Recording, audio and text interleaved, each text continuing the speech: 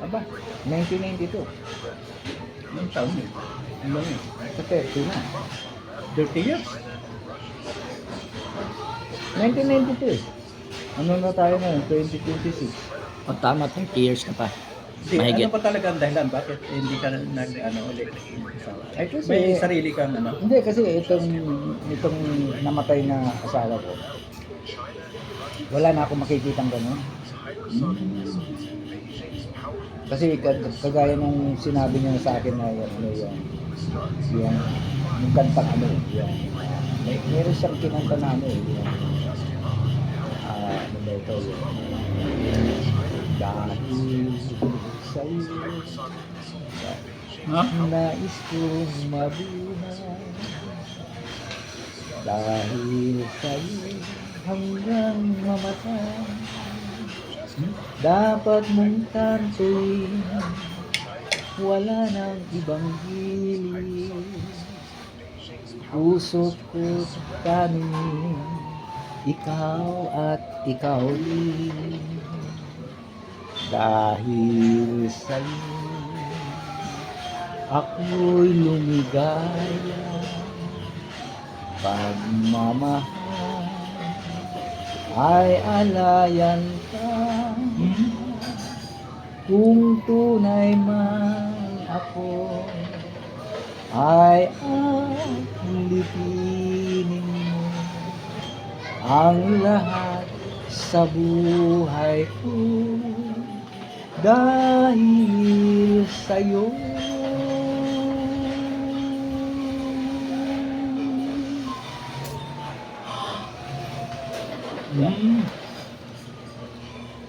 Yan yung kinanta bago mamatay. Yan.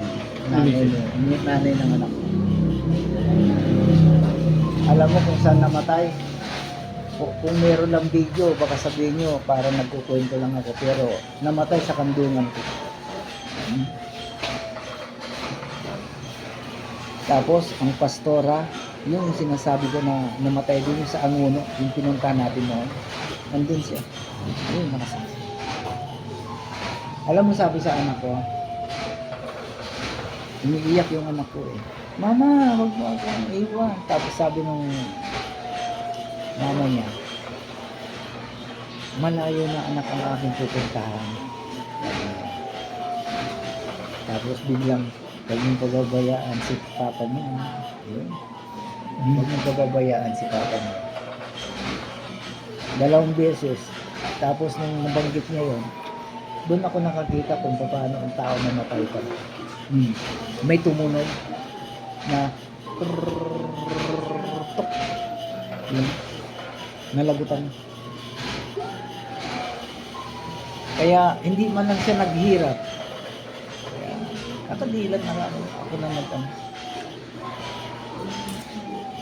Yun ang naging. Kaya yung kantang bago siya mamatay, yung dahil sa yun.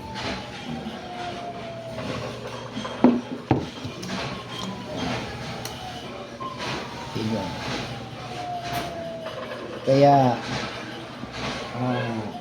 wala na akong makitang ganun eh.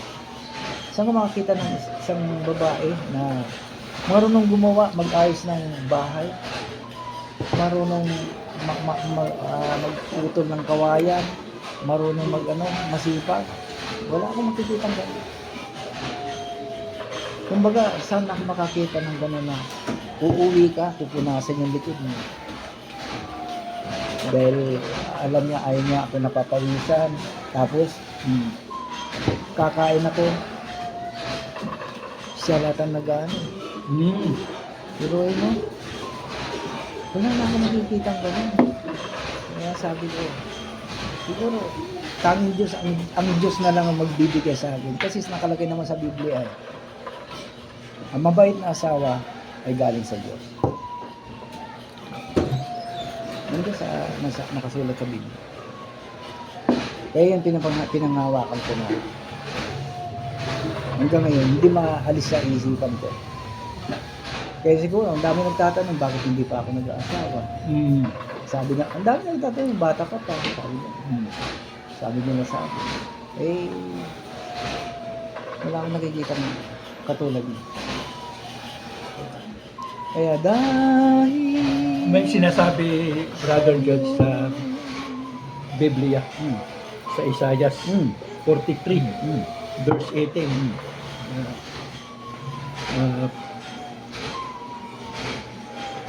Forget what has gone, forgetting what is gone. Yan, ha?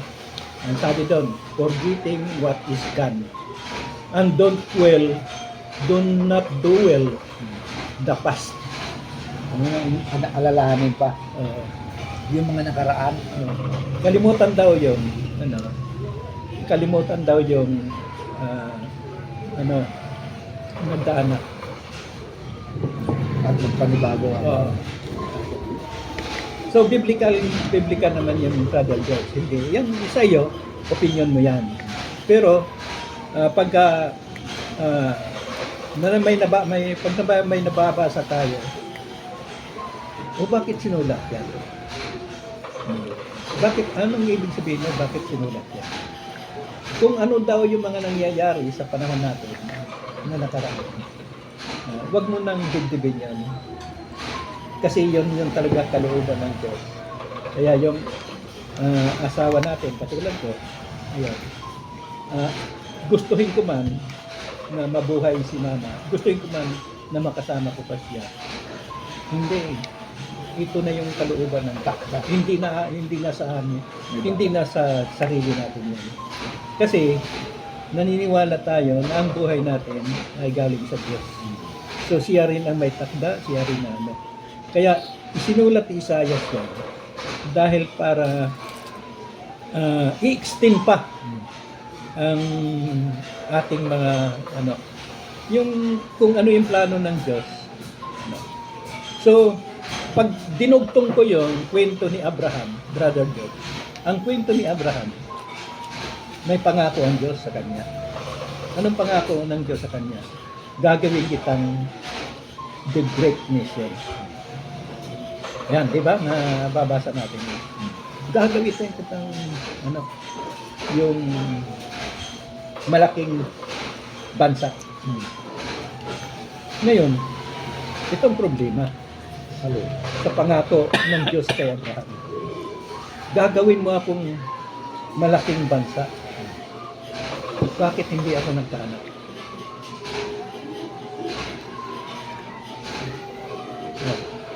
Pangako ng Diyos yan, ha?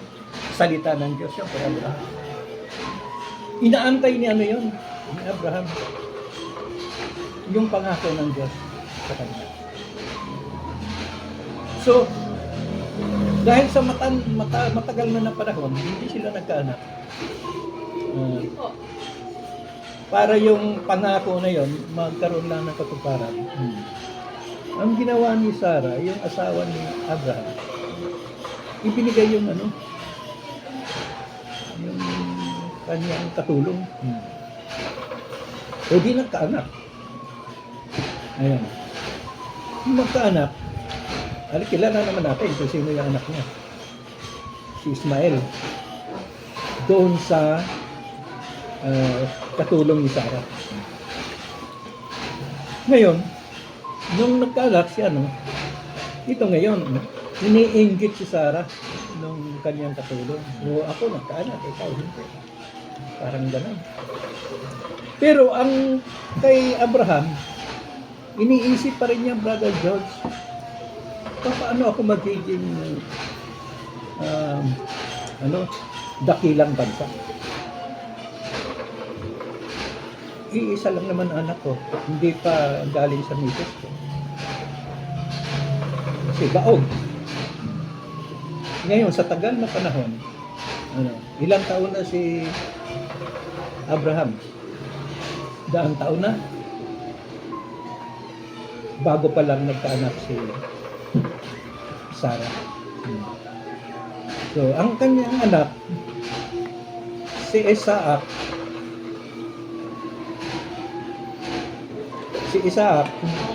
mamili ka.